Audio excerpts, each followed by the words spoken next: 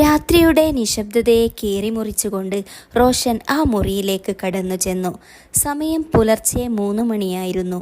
മുറിയിൽ പടർന്നു മങ്ങിയ വെളിച്ചത്തിൽ കട്ടിലിൽ പുതുമണവാട്ടിയുടെ വേഷത്തിൽ ഷെറിൻ്റെ അഗാധമായ ഉറക്കത്തിലായിരുന്നു.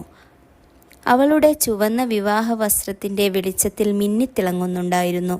കല്യാണനാളിലെ അമിതമായ തിരക്കുകളും മാനസികമായ സമ്മർദ്ദവും ഷെറിനെ അത്രമേൽ തളർത്തിയിരുന്നു. ഒരു സാധാരണ വീട്ടിലെ വിവാഹ സന്തോഷങ്ങളോ പാട്ടും മേളവും നിറഞ്ഞ ആഘോഷങ്ങളോ ആയിരുന്നില്ല അവരുടേത്. മറിച്ച് എന്തോ ഒരു നിശബ്ദത കീറി ആ വീടിനെ മൂടി നിൽക്കുന്നുണ്ടായിരുന്നു. ലണ്ടനിൽ നിന്ന് ഏതാനും ദിവസങ്ങൾക്ക് മുൻപ് നാട്ടിലെത്തിയ റോഷൻ തൻ്റെ ബന്ധുവായ ഷാനിഫ് സാഹിബിൻ്റെ മകളെ ഇത്ര പെട്ടെന്ന് വിവാഹം ചെയ്യേണ്ടി വരുമെന്ന് സ്വപ്നത്തിൽ പോലും കരുതിയില്ല. ലണ്ടനിലെ ആധുനിക ജീവിത ശൈലിയെ ഇടപഴകി നാട്ടിലെത്തിയ ഈ സാഹചര്യങ്ങളെ അവനെ ഉൾക്കൊള്ളാൻ പ്രയാസത്തിലാക്കി. പെട്ടെന്നുണ്ടായ കുടുംബ പ്രശ്നങ്ങളും ആ ആപൽഘട്ടത്തിൽ ഷാൻ സാഹിബിൻ്റെ കുടുംബത്തിൻ്റെ അന്തസ്സ് സംരക്ഷിക്കേണ്ടി വന്നതും ഈ വിവാഹത്തിലേക്ക് അവനെ എത്തിക്കുകയായിരുന്നു. കുടുംബത്തിന് വേണ്ടി മാത്രം സമ്മതിച്ച ഈ വിവാഹം റോഷനെ സംബന്ധിച്ച് വലിയ ഒരു ഭാരമായിരുന്നു. അവൻ്റെ ഉള്ളിൽ പ്രണയത്തിൻ്റെ ഒരു തരി പോലും ഉണ്ടായിരുന്നില്ല. പകരം സാഹചര്യങ്ങളോടുള്ള അമർഷം മാത്രമാണ് അവശേഷിച്ചത്. റോഷൻ തൻ്റെ കോട്ടും വാച്ചും അയച്ചുമാറ്റി ബാത്റൂമിലേക്ക് കയറി. ഷവറിൽ നിന്ന് വീഴുന്ന വെള്ളത്തിൻ്റെ തണുപ്പ് അവൻ്റെ ഉള്ളിലെ ചൂടിനെ ശമിക്കാൻ പര്യാപ്തരായിരുന്നില്ല. അല്പനേരത്തിനു ശേഷം വെള്ളം വീഴുന്ന ശബ്ദം നിലച്ചപ്പോൾ ആ വേഷശബ്ദ വ്യത്യാസം ഷെറിനെ ഉറക്കത്തിൽ നിന്ന് ഉണർത്തി. അവൾ പതുക്കെ കണ്ണുകൾ തുറന്നു.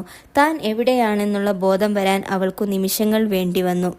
മുറിയിലെ മങ്ങിയ വെളിച്ചത്തിൽ ബാത്റൂമിൽ നിന്ന് പുറത്തേക്ക് വരുന്ന റോഷനെ കണ്ടപ്പോൾ ശ്വാസം ഒന്നു നിലച്ചു.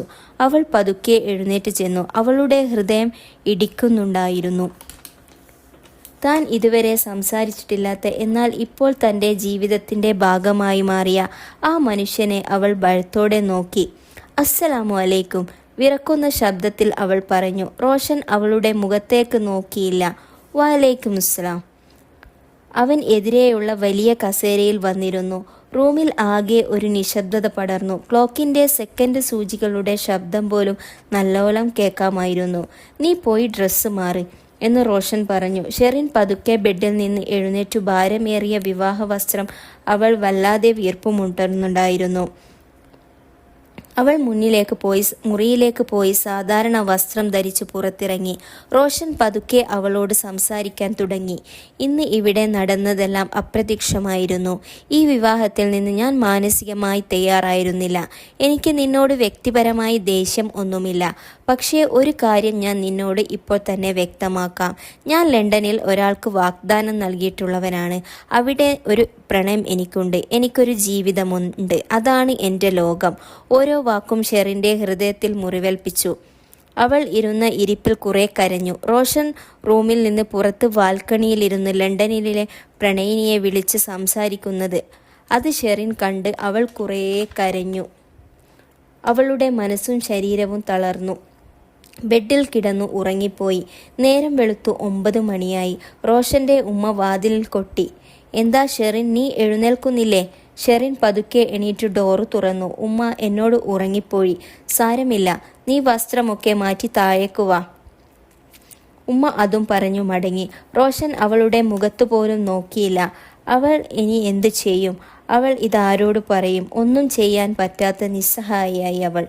പുറത്ത് ഉമ്മയും ഉപ്പയും എല്ലാവരും നല്ല സന്തോഷത്തിലാണ്. അവൾ കരുതി, ഇത് എങ്ങനെ ഞാൻ അവരോട് പറയും? ഉമ്മാൻ്റെ സ്നേഹത്തിന് മുന്നിൽ അവൾക്ക് ഒന്നും ചെയ്യാൻ പറ്റിയില്ല.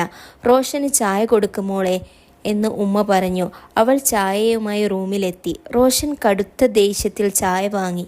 അവൾ പുറത്തേക്ക് ഇറങ്ങി.